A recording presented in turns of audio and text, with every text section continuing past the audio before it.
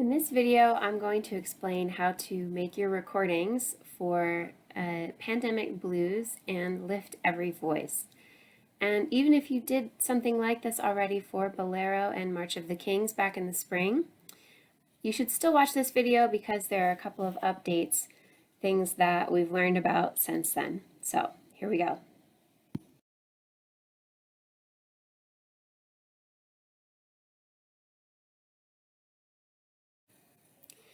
To make your recordings, you will need headphones or earbuds. They don't have to be fancy, they can be simple like mine. And you will need two devices.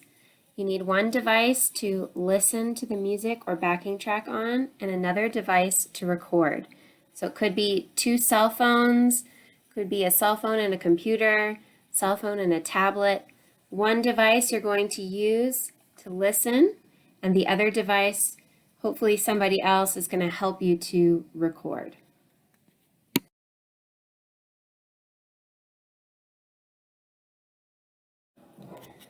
This is something new that I've learned about since we started doing these types of videos, which is that you want to try and make sure to eliminate background noise. You want to find the quietest space possible. Ask your family to be quiet for a few moments, turn off television, videos, fan, anything that might be making extra noise in the background. We want to try and make it as quiet as possible when you're recording. Now remember that this is going to be put into a video that we're going to share with your family and maybe friends if you choose. So you want it to look good. You want to look your best, make sure you dress nicely, and just look your best.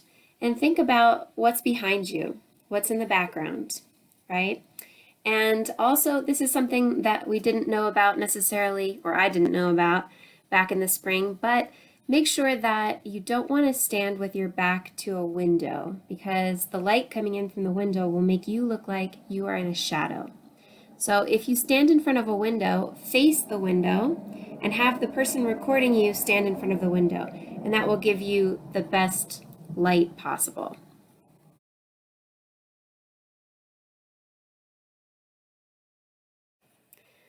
This is another new one that I didn't think about back in the spring, but the angle that you hold your camera matters. So last time I didn't specify. This time I'm asking for you to hold the camera vertical when you record. This is horizontal, this is vertical. So we want the camera to be tall when you record. And this will just make it a little bit easier for me to edit all of your videos together into the same space.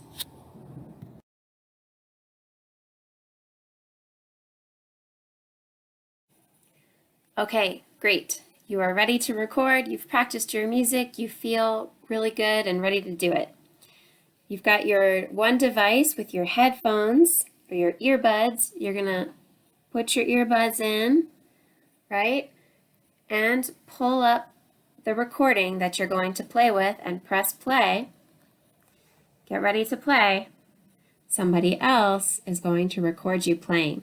So all we hear in the recording that you send to me is you playing and not the backing track. And you do have to play with the backing track. You can't just play by yourself. The reason is that way everybody is playing at the same speed and the same timing.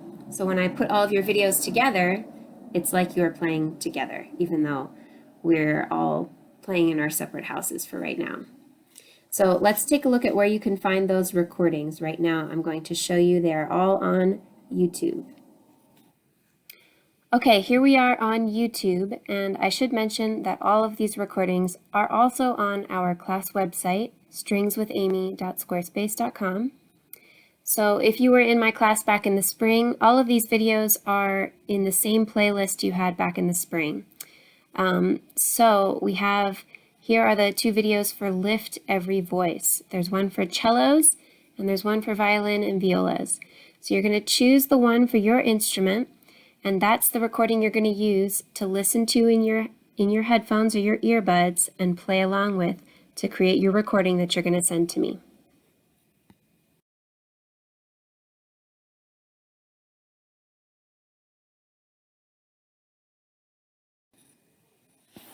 And here we have the backing track for Pandemic Blues. So make sure you use the one that I've circled here. It's called Pandemic Blues Backing Track. You're going to use this track to record yourself either singing your verse, playing your verse, or improvising, or all three.